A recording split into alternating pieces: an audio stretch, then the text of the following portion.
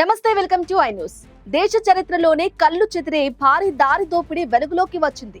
3 రాష్ట్రాల సరిహద్దుల్లోని బొర్లా ఘాట్ వద్ద ఏకంగా 400 కోట్ల రూపాయలను దుండగులు లూటీ చేశారు. 2 కంటైనర్లలో తరలిస్తున్న నగదును మాయం చేసిన ఈ ఘటనపై 3 నెలల తర్వాత పోలీసులు స్పందించడం ఇప్పుడు సంచలనంగా మారింది.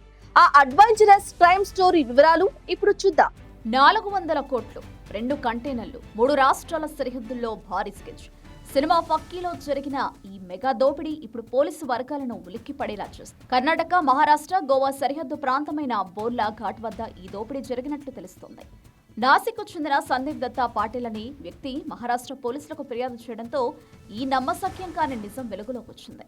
గత ఏడాది అక్టోబర్ 16న ఈ దోపిడీ జరిగినప్పటికీ జనవరి 6న నాసిక్ ఎస్పీ నుంచి బెళగావి ఎస్పీకి లేఖ రావడంతో అసలు విషయం బయటపడింది. ఫిర్యాదుదారు సందీప్ పాటిల్ తెలిపిన వివరాల ప్రకారం విరాట్ గాంధీ అనే వ్యక్తి ఆదేశాలతో విశాల్ నాయుడు మరికొందరు తనను కిడ్నాప్ చేసి ఆపై కంటైనర్లలో ఉన్న 400 కోట్ల రూపాయలను దోచుకున్నారు. ఈ భారీ నగదు ఎవరిది, ఎక్కడి నుంచి ఎక్కడికి తరలిస్తున్నారు అనే వివరాలు ఇప్పటికీ మిస్టరీగానే ఉన్నాయి. అయితే ఈ డబ్బు ముంబైకి చెందిన రియల్ ఎస్టేట్ వ్యాపారి కిషోర్ శెట్టిదా లేక గోవాలోని బాలాజీ ట్రస్ట్ అనే ధార్మిక సంస్థకు చెందినదా అనే కోణంలో పోలీసులు ఆరా తీస్తున్నారు. ఈ కేసులో మరో షాకింగ్ ఎలిమెంట్ ఏంటంటే దోపిడీకి గురైన సొమ్ము రద్దయిన 2000 రూపాయల నోట్ల రూపంలో ఉందని ప్రచారం జరుగుతోంది.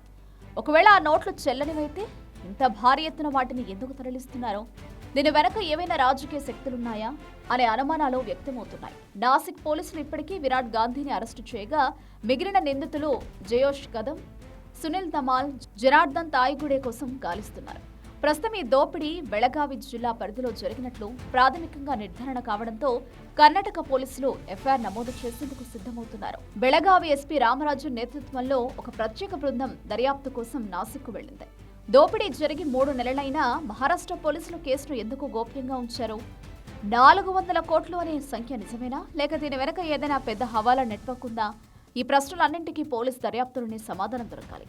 దేశంలోనే అతిపెద్ద దారి దోపిడీగా భావిస్తున్న ఈ కేసు ఇప్పుడు 3 రాష్ట్రాల్లో సంచలనం రేపుతోంది.